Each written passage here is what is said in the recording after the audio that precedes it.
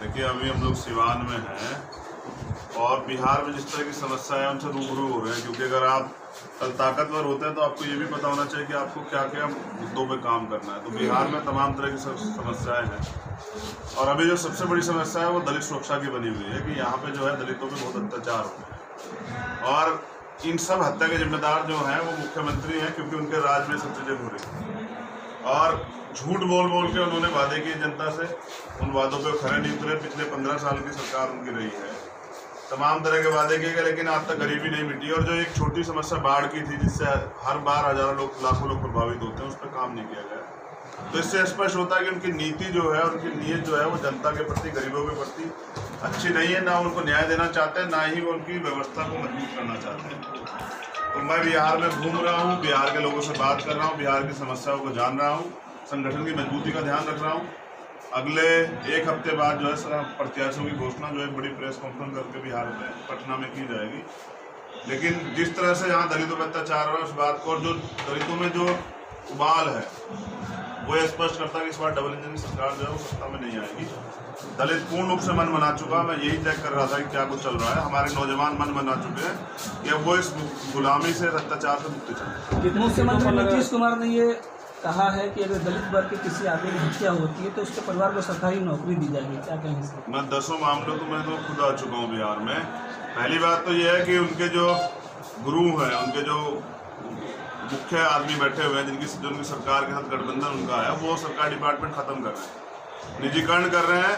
तो जब सरकारी डिपार्टमेंट रहेंगे नहीं तो सरकारी नौकरी कहाँ से देंगे? ये दलितों को ठगने के लिए उन्होंने इंतजाम किया है। दूसरी बात यह है कि जितने मामले हो पहले उन्हीं में न्याय दिला दीजिए।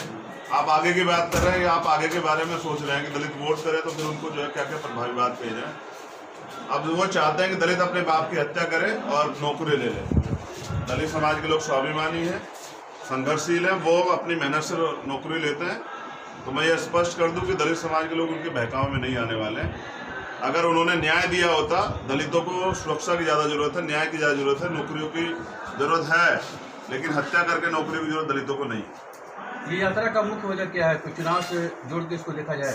देखिए, बिहार में चुनाव है और मैं चुनाव समर में यहाँ आया हूँ तैयारी देखने के लिए कि संगठन की मजबूती कहाँ कहाँ पर है। हम सभी सीटों पर तैयारी करवा रहे हैं और फिर जैसा होगा, जैसे मैंने कहा कि अब से 7 या 8 दिन बाद, एक हफ्ते बाद जो है प्रेस कॉन्फ्रेंस करके पटना में कैंडिडेटों का जो है की है घोषणा की जाए। पार्टी सिर्फ दलित को लेकर चुनाव लड़ेगी या और भी कुछ मुद्दे होंगे?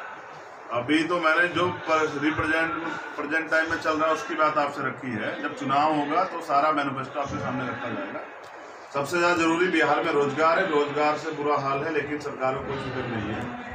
जैसा मैंने कहा कि बाढ़ की एक बड़ी समस्या ये, मतलब उस सब पीरियड में और उससे जो बीमारियां पैदा होती बाढ़ जाने के बाद, सरकार का कोई ध्यान नहीं है। यहाँ अस्पतालों की व्यवस्था खराब है, सड़कों की व्यवस्था खराब है, यहाँ रोजगार नहीं है, यहाँ तमाम तरह की जो है घोटाले हैं। तो देखने को मिल रहा है कि यहाँ दलित हों या पिछड़े वर्ग के लोग हों या मुसलमान भाई हों, आदिवासी भाई हैं और गरीब लोग हैं, वो लोग जो है सिर्फ जी रहे हैं, सिर्फ अपने टाइम को किस तरह से सर्वाइव कर रहे हैं। उनको जो बाबा साहब कॉन्स्टिट्यूशन ने आज़ादी दी है वो पूर्ण रूप से तक नहीं मिली। सर, ये कयास लगाया जा रहा है कि आप महागठबंधन हत्या होने के बाद जोर देने की बात कर रहा है, इसके जगह पर सुरक्षा की बात करते पोस्टर भी लगे दिखेंगे, उससे कार्यकर्ता डंडे झंडे के साथ आपको संघर्ष करते हुए दिखाई देंगे। और जब हमारा विधायक सिवान में होगा तो फिर कोई किसी दलित पे, मुसलमान पे, कमजोर पे अत्याचार नहीं कर पाएगा। अत्याचार करने से पहले अत्याचारी को 1000 बार सोचना पड़ेगा, वरना इलाज भी हो सकता है।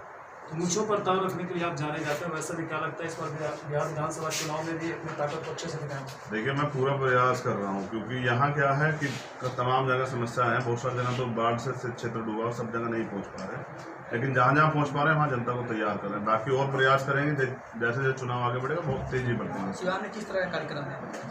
कार्यक्रम आप देख लीजिएगा, साथ रहिए। धन्यवाद।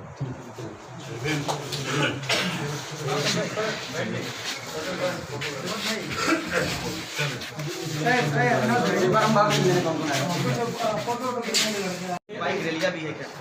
बाइक रैली नहीं है, बाबा साहब का माल्यार्पण करके अपनी गाड़ी से जाएंगे और जो मतलब कार्यकर्ता मतलब समर्थक लोग हैं साथ में चलेंगे और उसके बाद महाराज भी चले जाएंगे, महाराज जी पार्टी के मजबूत नेता के तौर पर सिवान में जाने जा रहे हैं, किस तरह का कार्य और किस तरह का लक्ष्य लेके आप आगे निकलेंगे?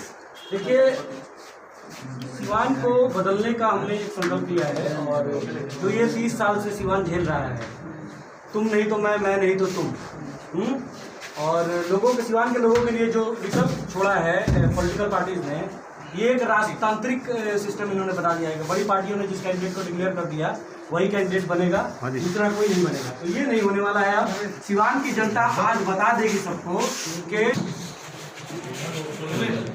क्या कुछ मैसेज देना चाहेंगे सिवान के लोगों को पार्टी की तरफ से? सभी साथियों को सिवान में सभी जनता को जो आपके माध्यम से सुन रही है, सभी लोग, मैं यही बोलूँगा कि भाई का बिहार का दौरा है और आप सभी लोग जिस तरीके से प्यार किए हैं भाई को और जिम आदमी को मजबूत किए हैं, और उसी तरीके से हमारी जो पॉलिटिकल विंग है उसको भी मजबूत करें, तभी जा करके हम जो है शासक बनेंगे, और शासक बनेंगे तो सभी सभी को सुरक्षा मिलेगी। सिवान जिला में किस कार्यक्रम आप रहा है? देखिए, आज तो भाई दौरे पे हैं, तो हमारे सिवान पे भी आए और आकर के सभी लोगों से मिलने के लिए आए हैं। कहाँ पे बात बाबा साहब